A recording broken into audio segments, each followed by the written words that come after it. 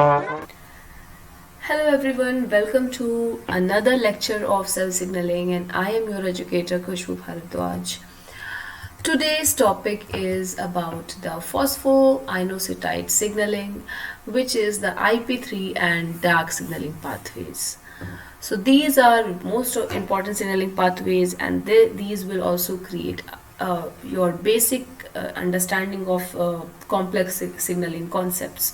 So once you will understand this, understanding signaling processes will be very easy for you. So for understanding any type of signaling pathway, we must first know what are the ligands, what are the signaling molecules, right?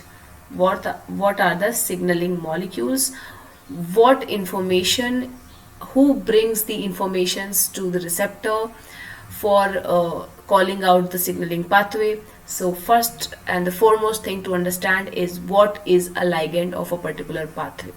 So here a ligand for this signaling pathway can be anything from hormones like oxytocin to neurotransmitters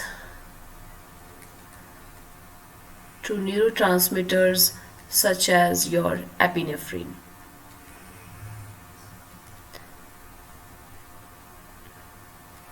right? You can write oxytocin here. So ligands can be signaling molecules, and these can be hormones and neurotransmitters, right? Then what should be the receptor? What receptor do these ligands bind? So I've already told you in the lecture of GPCR that most of the hormones or majority of the hormones are received by GPCRs. Okay, so we are going to talk about the GPCR receptors. So for oxytocin it would be oxytocin receptor, and for epinephrine it would be the beta adrenergic receptor, which is a type of GPCR, right? And in this case it will be oxytocin receptor.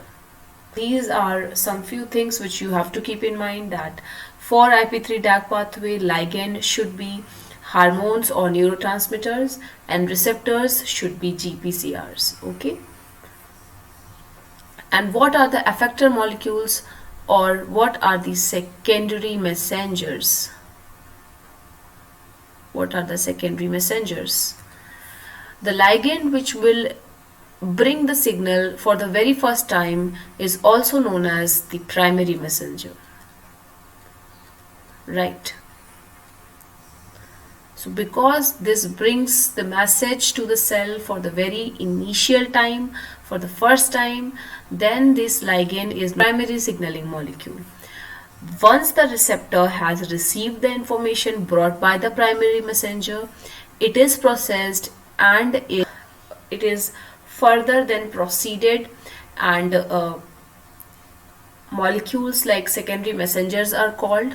Another molecules which are present inside the cells are called over to transmit this signal, transduce this signal to uh, to generate response, ultimately to generate a response. Then this is known as an effector molecule. So what are secondary messengers? Secondary messengers are present inside a cell, and these messengers are important mediators of signal transductions, because a primary messenger cannot enter the plasma membrane. So these secondary messenger convey the information received by the primary messenger and help to generate a response inside the cell, right? So these are located inside the cell, and they transduce the signals which are brought by the primary messenger. So that's why these are called secondary messengers, and also these are known as effector molecules. So in the effector molecules, all of the steps involved in the signaling pathway, all the proteins or lipids called will be named. So in this case, in the IP3 DAG pathway signaling, the effector molecules will first be the PLC, then it would be the PIP2, then it would be IP3 and DAG, then it would be calcium ion, right? And then it would be the pKc. So these are the secondary molecules or the effector molecules or the signaling transduction proteins which are involved and called one by one to transduce the signal. So this is the effector molecules and the transcription factors. Now these calcium ion and pKc, what roles they play, or pKc is a kinase, so what type of proteins it will phosphorylate. So there are certain transcription factors based on the type of response. So one such transcription factor we have already covered, and it is also present here, which is the CREB or cyclic AMP response element binding protein. So this is a type of protein. pKc can phosphorylate this protein and lead to a response. So this is a kind of transcription factor. Besides this, there are many transcription factors based on what kind of response is needed by the cell. So this can be varied. Okay. For example, one such example can be your CREB. Now what should be the response? Response can also be, there can be numerous responses, like what responses are led by calcium ion signaling. So calcium ion, we already know that it works as a neurotransmitter as well. So it can result in cell proliferation, right? Or apoptosis, right? Like muscular motility.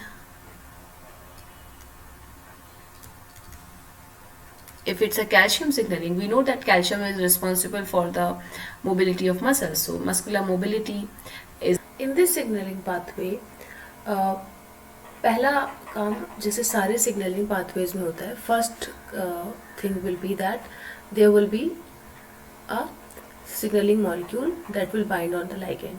तो ये signalling molecule मैंने बताया कुछ भी हो सकता है, ये हार्मोन हो सकता है, राइट, या फिर ये कोई न्यूरोट्रांसमीटर हो सकता है. ट्रांसमीटर बाइंड करने से जो जी प्रोटीन है वो एक्टिवेट हो जाएगा. सबसे पहले मैंने बताया था आपको, सिग्नलिंग मॉलिक्यूल जैसे ही रिसेप्टर पे बाइंड करेगा, ये क्या है, ये एक GPCR है, ठीक है. ये जैसे ही रिसेप्टर पे बाइंड करेगा, रिसेप्टर का कॉन्फर्मेशन चेंज हो जाएगा, ठीक है. ये बाइंड किया और रिसेप्टर का कॉन्फर्मेशन थोड़ा सा चेंज हो गया. चेंज होने के बाद क्या होगा कि रिसेप्टर एक्टिवेट हो जाएगा. रिसेप्टर एक्टिवेट होगा तो यहाँ पे आपको पता है, यहाँ पे एक जी प्रोटीन होता है जिसमें एक होता है beta subunit, there is an alpha subunit, then there is a gamma subunit, और उसके साथ में कहीं पे एक बीटा सब यूनिट लगा होता है, राइट. अभी जब तक ये कन्फर्मेशन चेंज नहीं हुआ था, ये GTP फॉर्म स्टेट में थी. जैसे ही इसका कन्फर्मेशन चेंज हुआ, इसने इंटरैक्ट किया अल्फा सब यूनिट से और यहाँ से GTP हटा के यहाँ पे GTP लगा दिया. दिस इज अल्फा सब यूनिट, ठीक है. ये GQ, ये आपको याद रखना है कि जी प्रोटीन से काफ़ी सारे सब टाइप्स होते हैं.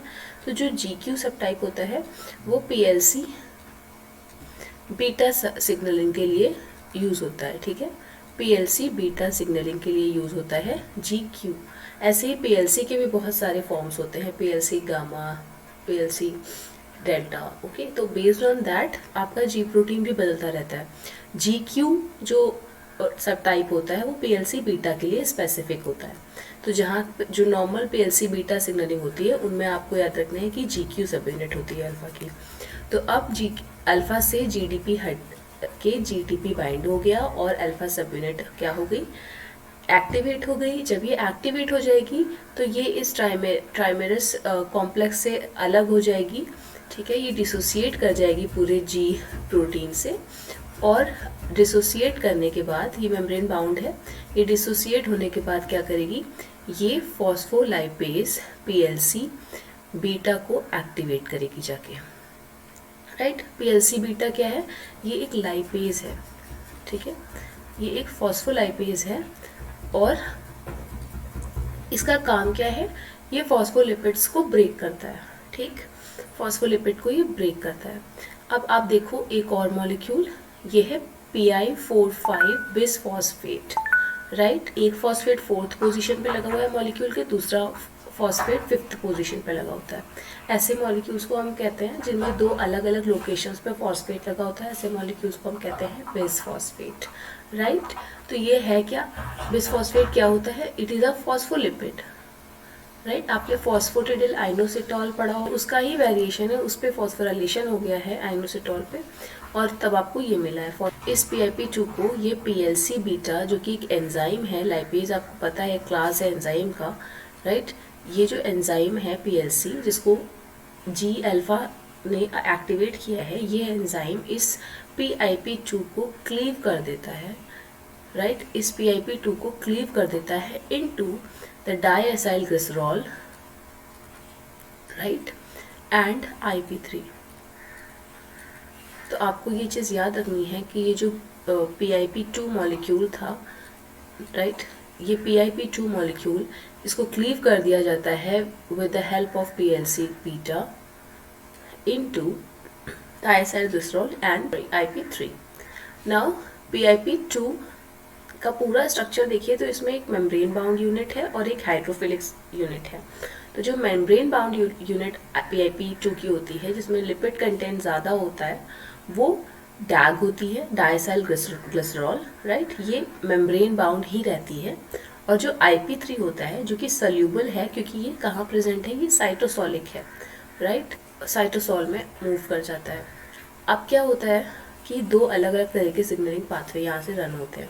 IP3 का कुछ और काम है, IP3 कुछ और फंक्शन परफॉर्म करता है, डैग का कुछ और रोल है, डैग कुछ और फंक्शन परफॉर्म करता है, राइट। तो IP3 का रोल क्या है, IP3 क्या करता है, एंडोप्लाज्मिक रेटिकुलम के पास जाता है। एंडोप्लाज्मिक रेटिकुलम की जो मेम्ब्रेन होती है उनमें कुछ चैनल्स होते हैं, right, they are known as ligand gated ion channels, these are ligand gated ion channels. और उस लाइगेंड गेटेड आयन चैनल्स में भी किस टाइप का आयन चैनल है, it is an calcium release channel, okay, it is a calcium release channel.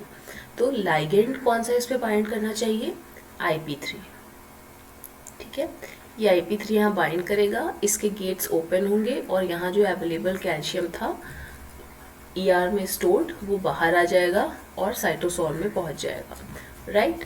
आप बहुत आराम से याद कर सकते हैं, एंडोप्लाज्मिक रेटिकुलम की प्लाज्मा मेम्ब्रेन पे लाइगेंड गेटेड आयन चैनल्स होते हैं। कौन से आयन चैनल्स होते हैं, कैल्शियम आयन चैनल्स, जो कि कैल्शियम को एंडोप्लाज्मिक रेटिकुलम से साइटोसोल में रिलीज करवाते हैं। कौन सा लाइगेंड बाइंड करता है, तो IP3 बाइंड करता है।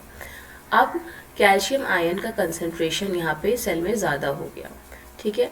सेल के पास एक खासियत होती है कि वो कैल्शियम आयन कंसेंट्रेशन हमेशा कम करके रखता है। कैसे, क्योंकि इसके पास इसके प्लाज्मा मेम्ब्रेन पे भी एक ट्रांसपोर्टर होता है जिसको हम कहते हैं कैल्शियम आयन ATPase, ठीक है, कैल्शियम आयन ATPase। ये कैल्शियम को एक्टिवली मूव करवा देता है बाहर। और वे भी है कि साइटोसोल में फ्री कैल्शियम आयंस नहीं मूव कर सकते हैं, तो एक अनदर प्रोटीन होता है जिसे हम कहते हैं कैलमोडिलिन। कैलमोडिलिन क्या करता है, 4 कैल्शियम को एक साथ बाइंड करता है, राइट। एक और प्रोटीन होता है हमारे पास सेल में जिसको हम कहते हैं कैलमोडिलिन, और कैल्शियम बाइंडिंग मॉड्यूलिन। तो कैल्शियम बाइंडिंग प्रोटीन होता है ये, right, this is a calcium binding protein. और ये कैल्शियम बाइंडिंग प्रोटीन क्या करता है, 4 कैल्शियम को बाइंड करवा लेता है, ठीक है, 4 कैल्शियम को बाइंड करवा के ये सेटिस्फाई हो जाता है और एक साथ 4 कैल्शियम को ये रिमूव करवा देता है फ्री फॉर्म से। अब क्या होता है कि कैल्शियम का एक रोल और भी है, ये तो IP3 का रोल हो गया कि उसने कैल्शियम आयन बढ़वा दिया साइटोसोल में। देन डैग क्या करता है, डैग मेम्ब्रेन बाउंड ही था, डैग क्या करता है, वो मेम्ब्रेन में ही रहता है, पर वो दूसरे इफेक्टर मॉलिक्यूल्स से इंटरेक्ट करता है, जैसे कि प्रोटीन काइनेज C और PKC, राइट, ये PKC से इंटरेक्ट करता है। हमने PKA के बारे में पढ़ा था, अब ये PKC है, राइट, PKC और प्रोटीन काइनेज C।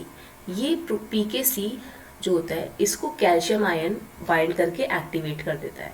तो PKC के साथ जब कैल्शियम आयन बाइंड होता है तो ये एक्टिवेट हो जाता है, और एक्टिवेट होने के बाद ये कॉम्प्लेक्स क्या करता है, डैग के साथ मिलता है, और फिर ये सेवरल अदर प्रोटीन्स को फॉस्फोराइलेट करवा के फंक्शनिंग करता है। वो प्रोटीन्स कुछ भी हो सकते हैं, they can be transcription factors, और उसके बाद ये अपने जो भी जीन्स ये एक्सप्रेस कराना चाहते हैं उनके प्रोमोटर सीक्वेंसेस पे वैसे ही बाइंड करेंगे जैसे पीके बाइंड करता है, और उनका ट्रांसक्रिप्शन रेगुलेट करेंगे, राइट।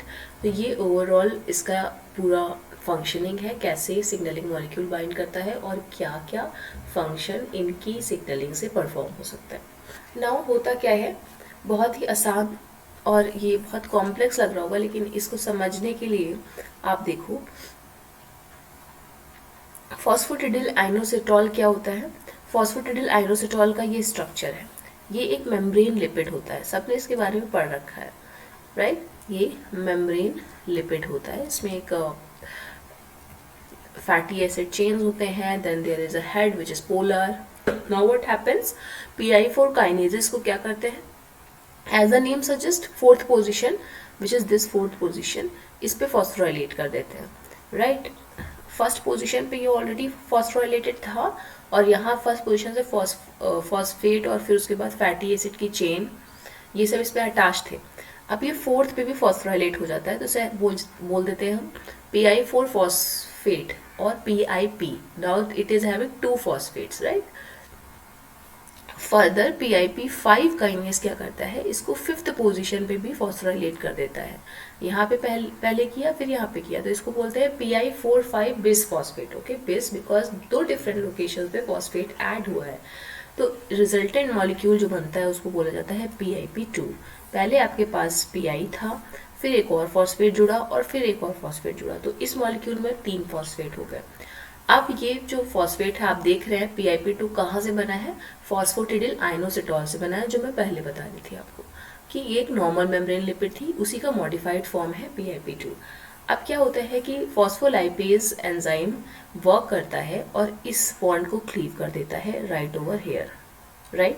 जब इस बॉन्ड को क्लीव किया जाएगा तो ये जो हाइड्रोफोबिक टेल्स हैं, जो फैटी एसिड की चेन्स हैं, this is 1 and this is 2, ये इस मॉलिक्यूल में आ जाएंगी, जिसे बोलेंगे हम डायसाइल ग्लिसरॉल, राइट। जो इसका हाइड्रोफिलिक कंपोनेंट था, जिसमें फॉस्फेट ग्रुप्स थे, यानी कि जिसमें फॉस्फेट में क्योंकि चार्ज होता है तो ये जाहिर सी बात है हाइड्रोफिलिक हुआ, ठीक है। और हाइड्रोफिलिक होने की वजह से ये साइटोसॉल में आ गया। अब इस स्ट्रक्चर में आप देख लीजिए 3 फॉस्फेट हैं, 1, 4 एंड 5, राइट। 1, 4 एंड 5 यही इसका नाम है, आइनोसिटोल 1,4,5 ट्राइफॉस्फेट और IP3। तो ये फर्दर साइटोसॉल पे सिग्नलिंग परफॉर्म करता है, इसका रोल होता है कैल्शियम आयन को एंडोप्लाज्मिक रेटिकुलम से बाहर लेके आना साइटोसॉल में, और डायसाइल ग्लिसरॉल का काम होता है PKC के साथ मिलके इफेक्टर फर्दर ट्रांसक्रिप्शन फैक्टर्स या फिर इसके सबस्ट्रेट जो भी हो सकते हैं उनको फॉस्फोराइलेट करना। So it is all about PIP2 signalling. अगर आपको इसमें कोई प्रॉब्लम होती है you can just comment below and ask me, and we will meet in the next video. Thanks for watching it.